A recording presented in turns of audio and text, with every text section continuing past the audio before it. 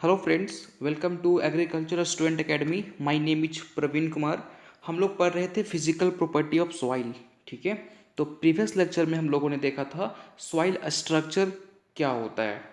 ठीक है, तो हम लोग आज देखेंगे सॉइल डेंसिटी, जो कि नेक्स्ट फिजिकल प्रॉपर्टी है सॉइल का। ठीक है, तैयार हो आप लोग? चलो स्टार्ट करते हैं। सबसे पहले सॉइल डेंसिटी। डेंसिटी का फॉर्मूला आप लोगों को पता है, कई बार आप लोग पढ़े होंगे। डेंसिटी इज इक्वल टू होता है मास बाय वॉल्यूम। ठीक है, यहाँ तक सबको पता है कि डेंसिटी इज इक्वल टू होता है मास बाय वॉल्यूम। अब यहाँ किसकी डेंसिटी पूछ रही है? सॉइल की। तो क्या हो जाएगा? Density is equal to mass by volume of soil. ठीक है, सॉइल का मास और वॉल्यूम, उसी को तो बोलते हैं हम लोग सॉइल डेंसिटी। ठीक है, तो मास by volume of soil is called soil density. Clear हो गया? यहाँ तक कोई कंफ्यूजन नहीं? सिंपल सा तो बात है यार कि डेंसिटी इज इक्वल टू क्या होता है? मास बाय वॉल्यूम, है ना। तो किसकी डेंसिटी पूछ रहा है यहाँ पे? सॉइल की। तो जाहिर सी बात है कि यहाँ पे हो जाएगा मास बाय वॉल्यूम किसका? सॉइल का। That is called soil density. ठीक है, चलो आगे मूव ऑन करते हैं। आगे आया types of soil density. Soil density जो है वो दो तरीके का होता है। ठीक है, कौन कौन सा होता है देखो। पहला होता है पार्टिकल डेंसिटी, इसको हम लोग शॉर्ट में पीडी भी बोलते हैं। ठीक है, दूसरा है बल्क डेंसिटी, जिसको हम लोग बीडी भी बोलते हैं। आप लोग यदि पढ़े होंगे तो उसके नाम सुने होंगे, पीडी बीडी।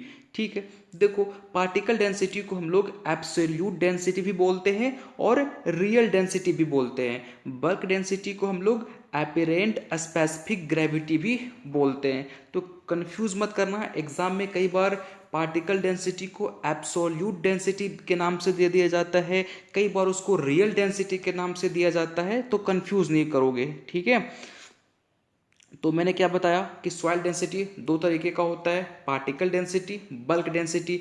पार्टिकल डेंसिटी को हम लोग एब्सोल्यूट डेंसिटी भी बोलते हैं, रियल डेंसिटी भी बोलते हैं, और हम लोग बल्क डेंसिटी को अपरेंट स्पेसिफिक ग्रेविटी के नाम से भी जानते हैं। कोई प्रॉब्लम नहीं? चलो आगे मूव ऑन करते हैं। अब हम लोग एक एक का डिटेल समझते हैं और देखते हैं कि पहला पार्टिकल डेंसिटी क्या होता है। पार्टिकल डेंसिटी और बल्क डेंसिटी में थोड़ा सा डिफरेंस है। ठीक है, बस क्या डिफरेंस है ये आप दिमाग में रखना। Particle density mass of soil, जाहिर सी बात है सॉइल में कुछ ग्रेन्यूल्स होंगे या कुछ भी होगा तो उसका अपना एक मास होगा। किसी भी चीज़ का तो मास होता ही है, तो उसमें कोई दिक्कत नहीं है, मास में कोई परिवर्तन नहीं होगा। जो मास पार्टिकल का होगा वही बल्क का भी होगा। तो यहाँ पे कोई परिवर्तन नहीं आ रहा है। फिर देखो यहाँ पे जो डिफरेंट होगा, दोनों के बीच में जो डिफ्रेंशिएट करता है पार्टिकल डेंसिटी क्या होता है और बल्क डेंसिटी क्या होता है, उसमें मास का कोई रोल नहीं होता है। मास दोनों का इक्वल ही होगा। ठीक है, इक्वल कहने का मतलब है कि मास सॉइल का इसमें भी होता है तो उसमें भी सॉइल का मास होगा, बट डिफरेंस कहाँ पे होता है? वॉल्यूम में। ध्यान से समझना, volume of solid part, solid part जो होगा उसका वॉल्यूम लेंगे, लेकिन एक्सक्लूडिंग, एक्सक्लूड का मतलब छोड़ना। ठीक है, इसका मतलब क्या होता है भाई? छोड़ना। किसका? पोर स्पेस को। यहाँ पे क्या करेंगे? सॉइल का मास लेंगे, वॉल्यूम ऑफ सॉलिड पार्ट लेंगे, लेकिन यहाँ पे हम पोर स्पेस को काउंट नहीं करेंगे, पोर स्पेस को छोड़ देंगे।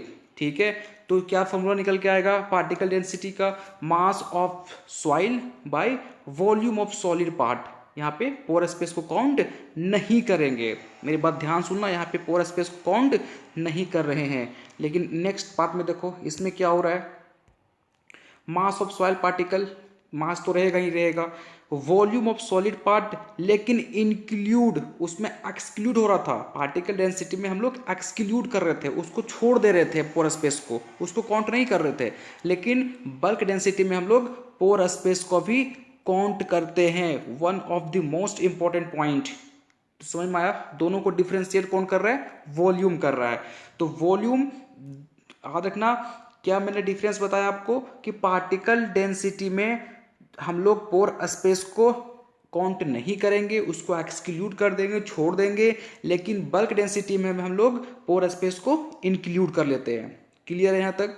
चलो, तो ये डिफरेंस आप याद रखना। ठीक है, नेक्स्ट आया कि why value of P D is maximum than BD। देखो वैल्यू की बात करें तो PD की जो वैल्यू होती है, इसको आप नोट कर लेना, पूछा जाता है। जो PD की वैल्यू होती है वो होती है 2.6 ग्राम पर सेंटीमीटर क्यूब। ठीक है, कई बार इसको एग्जाम में ऐसे लिख के दे देगा 2.6 मेगा पर मीटर क्यूब, दोनों सही है। ठीक है, तो PD की वैल्यू आप याद रखना 2.6 ग्राम पर सेंटीमीटर क्यूब या 2.6 मेगा पर मीटर क्यूब। ठीक है, अब देखो BD की जो वैल्यू होती है वो क्या होता है। BD की वैल्यू होती है 1.33 ग्राम पर सेंटीमीटर क्यूब या पर मेगा क्यूब, ये होता है। क्लियर है। तो अब देखो PD की जो वैल्यू है वो ज़्यादा है और BD की वैल्यू कम है। ठीक है, ऐसा क्यों होता है। ऐसा इसलिए होता है, समझो, ऐसा इसलिए होता है क्योंकि आप यदि मैथमेटिक्स से, आपका बैकग्राउंड मैथमेटिक्स रहा होगा तो आपको समझ में आएगा क्या होता है। न्यूमिनेटर और डिनोमिनेटर पता है ना क्या होता है। ऊपर वाले को न्यूमिनेटर बोलते हैं, नीचे वाले को डिनोमिनेटर बोलते हैं। ठीक है, देखो 1/2 और 1/6। अब देखो ध्यान से, मैथमेटिक्स में एक रूल होता है कि यदि न्यूमिनेटर सेम हो जाए, यदि जो आपका न्यूमिनेटर है वो सेम हो जाए और डिनोमिनेटर जिसका कम होता है, जिसका डिनोमिनेटर कम होता है, जैसे कि ये इसका डिनोमिनेटर कम है तो इसकी वैल्यू ज़्यादा होगी भाई साहब। ठीक है, इसकी वैल्यू क्या होगी, मैक्सिमम होगी। मैं फिर से बता दे रहा हूं कि मैथमेटिक्स में एक रूल होता है कि यदि न्यूमिनेटर सबका सेम हो, यदि जो आपका न्यूमिनेटर है वो इक्वल हो जाए, जैसे कि यहाँ पे 1 यहाँ भी है 1 यहाँ भी है, दोनों में इक्वल हो गया, और जिसका डिनोमिनेटर कम होता है उसकी वैल्यू ज़्यादा होती है। तो इसका देखो ना, 2, ये आपका 2 है, इसकी वैल्यू कम है एज कम्पेयर टू 6, तो इसका वैल्यू 1/2 की वैल्यू ज़्यादा होगी। ठीक है, ये मैथमेटिक्स में रूल होता है। अब आते हैं आप लोग अपने कंसेप्ट पे। यहाँ पे देखो, यहाँ पे देखो, तो पीडी पे की वैल्यू ज्यादा कैसे हो गई, इसलिए ज्यादा हो गई क्योंकि हम लोग यहाँ पे पोर स्पेस को क्या कर रहे थे, छोड़ दे रहे थे। तो अब समझो, यहाँ पे देखो पीडी की वैल्यू ज्यादा कैसे हो गई। देखो यहाँ पे हम लोग पोर स्पेस को छोड़ दे रहे थे और यहाँ पे हम लोग पोर स्पेस को काउंट कर ले रहे हैं।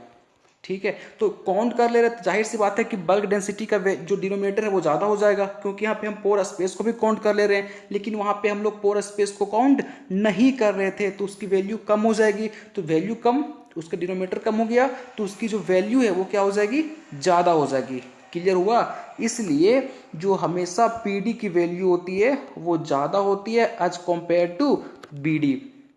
आई होप मैं समझाने में सक्षम रहा होऊंगा, आपको समझ में आ गया होगा कि पीडी की वैल्यू कम क्यों होती है। जाहिर सी बात है क्योंकि पीडी में हम लोग पोर स्पेस को इंक्लूड नहीं करते हैं तो उसका डिनोमिनेटर कम हो जाएगा, और बीडी में हम लोग पोर स्पेस को काउंट कर लेते हैं तो इसका डिनोमिनेटर ज़्यादा हो जाएगा।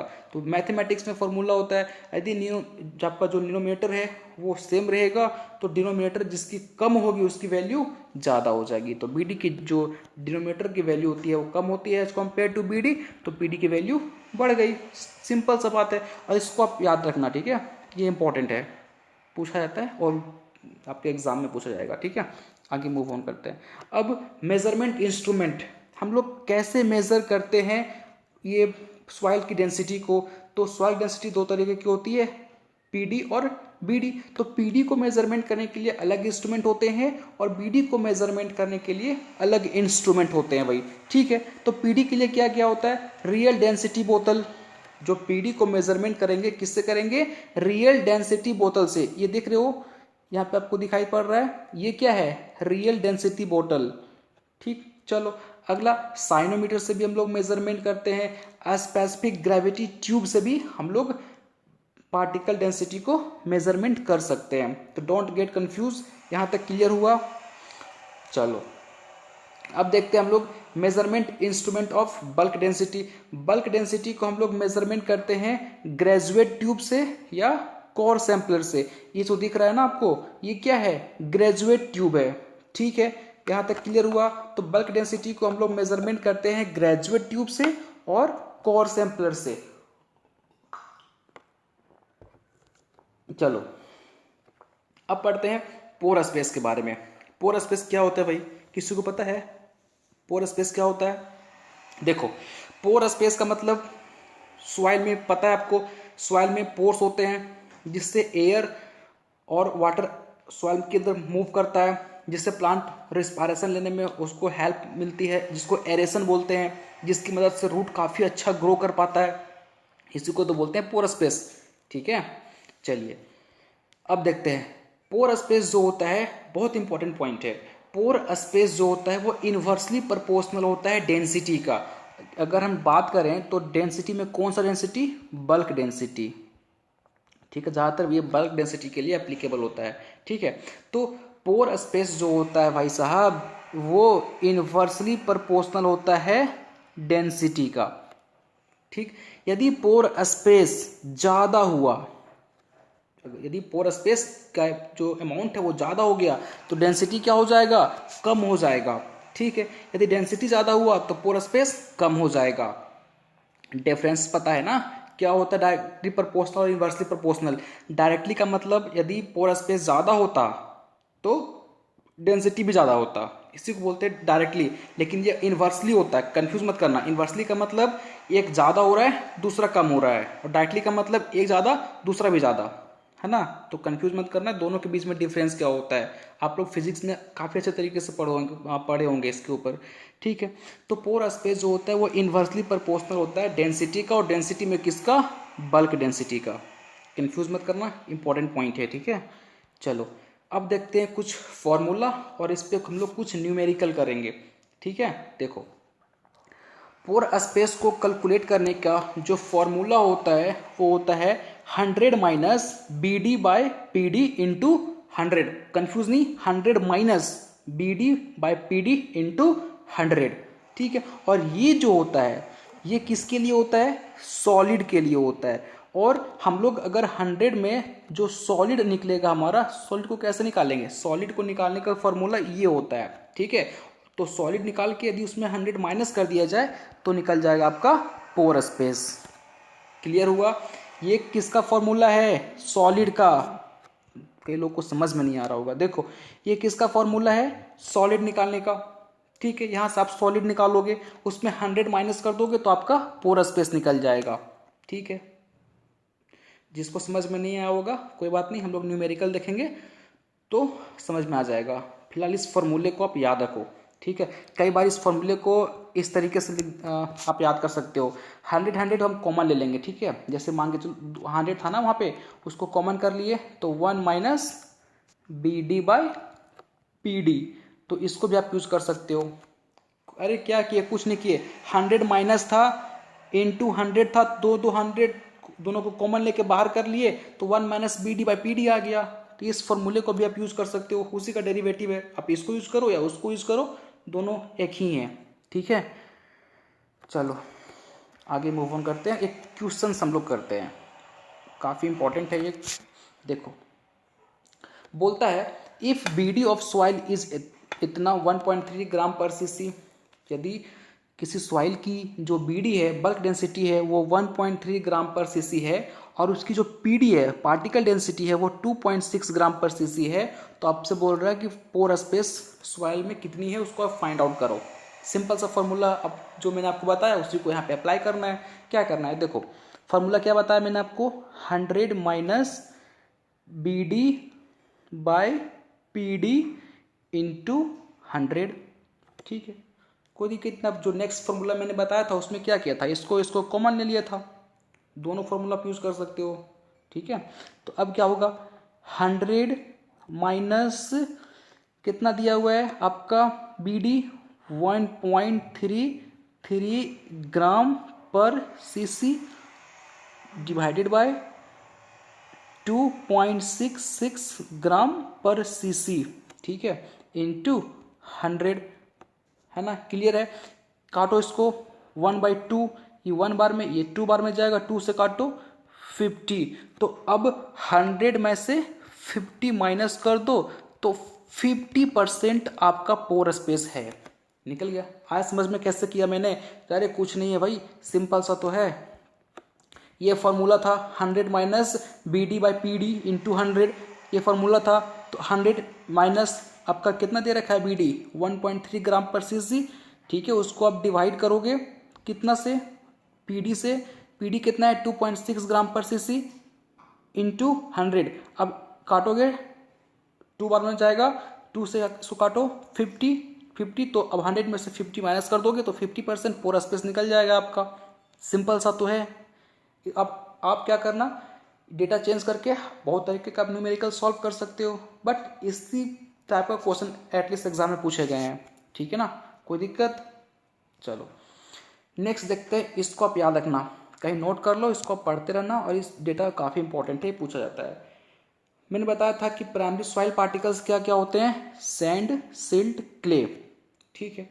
तो सैंड में जो पोर स्पेस होता है वो 20 to 30% होता है, सिल्ट में 30 to 40% होता है, और क्ले में 50 to 60% होता है। इसको आप याद रखना, ठीक है, काफ़ी इंपॉर्टेंट है। और एक मज़े की बात, जो एवरेज वैल्यू जो होती है ना, तो वो कभी भी बल्क डेंसिटी की जो एवरेज वैल्यू कभी भी 1 ग्राम पर सीसी से कम नहीं जाएगा। सोचो ना, अगर 1 ग्राम पर सीसी से कम हो गया तो सॉइल में इतनी ज़्यादा मात्रा में एयर हो जाएगी कि प्लांट वहाँ पे स्टैंड ही नहीं कर पाएगा, खड़ा ही नहीं हो पाएगा, ठीक है। तो इसको बोलेंगे हम लोग प्रॉब्लमेटिक सॉइल, यदि 1 ग्राम पर सीसी से उसका वैल्यू कम हो गया तो, ठीक।